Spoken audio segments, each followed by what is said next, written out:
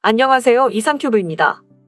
미국의 안보 문제 전문 싱크탱크인 신아메리카 안보센터의 선임 연구원을 지낸 브라이언 버튼은 동맹국들이 차세대 전투기 개발에 나서는 가운데 미국은 결단을 내려야 할 것이라고 주장해 눈길을 끌고 있습니다.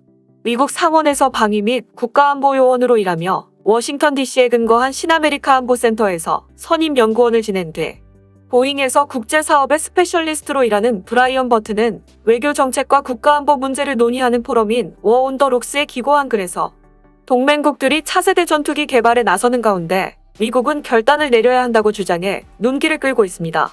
참고로 브라이언 버튼은 한국에서도 수십억 달러 규모의 전투기 프로그램의 거래를 주도해온 실적이 있습니다. 그의 주장을 요약하면 이렇습니다. 미국의 국방비 증액 요청에 부응해 영국과 프랑스, 독일과 스페인, 이탈리아와 한국, 일본 등 미국과 친밀한 동맹국들이 국방비 증액에 동참하기 시작했지만 문제는 증액된 자금이 미군을 보완하기 위한 전력 강화 목적이 아닌 독자적인 전투기 개발 프로그램으로 옮겨가고 있다는 점입니다. 그가 지적하고 있는 독자적인 전투기 개발 프로그램은 향후 4년간 20억 파운드의 투자를 약속한 영국의 템페스트 프로그램과 1,000억 유로 이상으로 전망되는 독일과 프랑스, 스페인의 FCAS 프로그램, 4조엔에서 5조엔 규모의 투자가 진행될 것으로 보이는 일본의 차기 전투기 FX 프로그램, 그리고 약 80억 달러의 자금을 투입해 개발이 진행되고 있는 한국의 KF-21 프로그램을 말하고 있습니다. 브라이언 버튼은 미국의 동맹국들에서 진행되고 있는 이 같은 전투기 개발 프로그램들이 성공한다면 동맹국들은 미군과 어깨를 나란히 하고 싸울 수 있는 적절한 군사적 능력을 확보할 수 있을 것이라고 평가하고 있습니다. 그러나 동맹국들의 전투기 프로그램은 경쟁 관계에 노출돼 적극적인 공조가 부족하고 동맹국들의 한정된 자금이 미군과 상호 운용성이 떨어지는 중복된 프로그램에 소비된다면 감시 정찰과 방공 미사일 분야 같은 다른 프로그램에 대한 투자할 여력이 떨어져 동맹 전체의 이익을 해칠 위험성이 있다고 우려하고 있습니다. 즉, 각 동맹국들의 전투기 개발 프로그램은 장래의 위협이나 전장 환경의 설정이 다르기 때문에 스텔스 성능과 전투기의 성능, 급유 환경과 작전 반경, 무기 탑재량과 데이터 통신 등에 대한 각국의 생각이 다르며 이처럼 차세대 전투기에 대한 요구 요건이 제각각이어서 자금의 투자 효율이 나쁘다고 걱정하고 있는 것입니다. 하지만 미국이 이러한 중복 투자를 피하기 위해 정치적인 압력을 구사하는 것은 그만두는 것이 좋다라고 지적하고 있습니다. 그는 상호 운용성을 확보하고 동맹국의 한정된 자금을 효과적으로 활용하기 위해 정치적인 압력을 사용해 프로그램 자체를 중단시키고 미국의 프로그램으로 통합한다라는 수법은 미국의 동맹국들에게 원한이나 저항만 불러일으킬 뿐이다라고 지적했고 더욱이 동맹국의 전투기 프로그램은 고용이나 산업 기반 유지라는 국내 산업 정책과 연결되어 있기 때문에 이러한 동맹국들의 노력을 미국이 경솔하게 부정하거나 경시하는 것은 삼가야 한다고 말하고 있습니다. 더욱이 그는 러시아나 중국에 대두하고 있는 상황에서 단독으로는 대처할 수 없는 안전보장상의 위협에 노출되어 있는 미국이 전부터 동맹국과의 협력 기회를 방해하는 나쁜 버릇에 사로잡혀 있다라고 지적하고 그는 동맹국들과의 논의나 공동작업에 방해가 되는 이러한 버릇을 고쳐야 한다고 말하고 있습니다.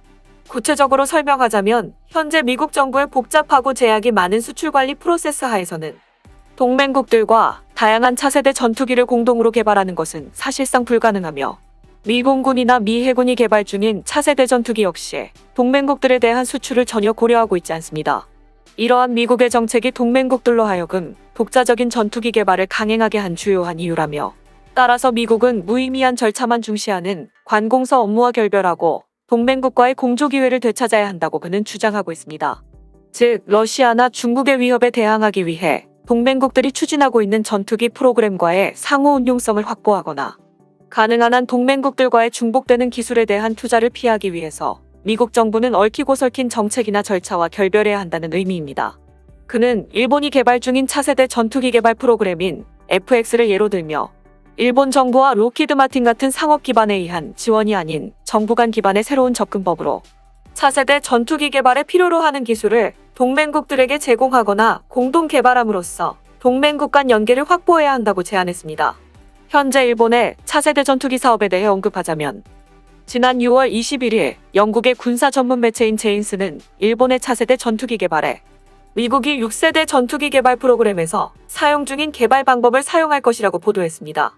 일본 방위성의 홍보 담당자는 영국의 군사 전문 매체인 제인스와의 인터뷰에서 디지털 엔지니어링이라고 불리는 방법을 이용해 자기 전투기의 개발을 진행할 것이라고 설명하고 일본이 미국을 따라 이런 최신 기술을 도입한 것은 미국과 영국에서의 전투기 개발 흐름을 따라한 것으로, 디지털 엔지니어링은 차세대 전투기의 설계 및 개발, 생산과 유지 보수에서 효율 향상에 기여한다고 설명하고 있으며, 또한 차세대 전투기에 채택할 레이더나 전자장치 등의 항공전자 개발에는 개방형 시스템 아키텍처 개념을 도입하기 위해 연구 중이며, 이 기법은 전투기의 확장성을 높여 앞으로 실시될 업그레이드에 드는 비용과 시간을 줄일 수 있다고 말했습니다.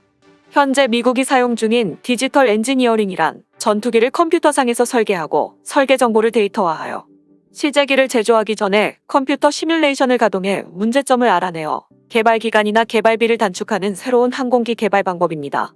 군용기 개발에 미국이 이 방법을 본격적으로 도입한 것은 보잉의 T-7A가 처음이며, F-15EX 기수와 앞부분 동체 및 주익도 디지털 엔지니어링을 통해 데이터화됐고, 현재 개발 중인 신형 스텔스 폭격기인 B-21도 노스롭 그루먼이 개발한 디지털 엔지니어링으로 설계됐습니다. 미군군은 차세대 전투기 개발 프로그램인 NGAD에서도 유인 전투기와 무인 전투기의 개발을 위해 디지털 엔지니어링을 도입하여 개발을 추진하겠다고 밝혔으며, 여기에 미 공군은 소프트웨어의 개발이나 오픈 아키텍처에 의한 개발 방식을 디지털 트리니티로 부르고 있으며, 이러한 개발 방식은 미국이 중국과 러시아와의 군사기술에서 우위를 점하기 위해 개발의 패러다임을 바꾼 것입니다. 이러한 디지털 트리니티를 일본은 차기 전투기 개발에 그대로 가져왔다는 것입니다. 여기에서 의문인 것은 디지털 엔지니어링을 이용한 개발 인프라를 일본은 어떻게 준비해 나갈 것인가입니다. 미국에서는 로키드 마틴과 보잉, 노스롭 그루먼 등 3개 회사가 디지털 엔지니어링 기술을 자체 개발하여 인프라를 구축해왔습니다. 이 3개 기업이 구축한 디지털 엔지니어링은 기술 검증용 항공기를 포함해 시험 제작에 많은 시간과 자금을 투입했다라고 알려져 있습니다. 따라서 일본의 차세대 전투기 개발 사업에는 로키드 마틴도 참여하고 있기 때문에 로키드 마틴의 디지털 엔지니어링 시스템인 스타드라이브를 사용하는 방법도 있지만, 이렇게 되면 개발 인프라를 로키드 마틴에게 의존하게 되어 독자적인 디지털 엔지니어링을 이용한 개발 인프라를 정비할 수 없기 때문에 일본의 항공기 개발은 앞으로도 로키드 마틴에게 계속 의존하게 될 가능성도 있다고 일본의 군사 전문가들은 우려하고 있습니다.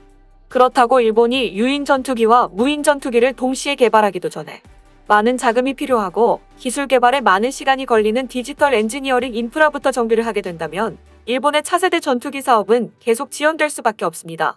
현재 일본의 차기 전투기 개발은 미쓰비시 중공업이 전체 개발을 주도하고, 미국의 로키드 마틴이 전투기를 구성하는 각 요소의 인테그레이션을 지원하는 체제로 진행되며, 주요 부분 중 개발 위험이 가장 높은 엔진 부분은 영국과 공동 개발하여 실패의 위험성을 줄이려고 하고 있습니다. 여기에 일본은 디지털 엔지니어링이라는 최신 항공기 개발 방법을 도입하여 차기 전투기를 개발하려고 하지만, 현재로선 일본은 디지털 엔지니어링 기술에 필요한 기술이나 인프라를 가지고 있지 않습니다. 그래서 브라이언 버튼은 이러한 디지털 엔지니어링 기술을 동맹국들과 공유하자고 주장하고 있는 것입니다.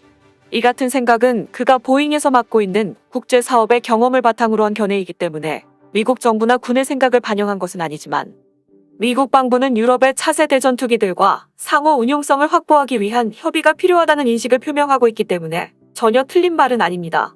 하지만 미국이 개발한 차세대 전투기를 구성하는 기술을 동맹국들 간에 공유하자는 아이디어가 실현될지는 미국 국익의 파수꾼인 미 의회의 허가가 필요하기 때문에 브라이언 버튼의 주장은 실현 가능성은 낮을 것으로 보입니다.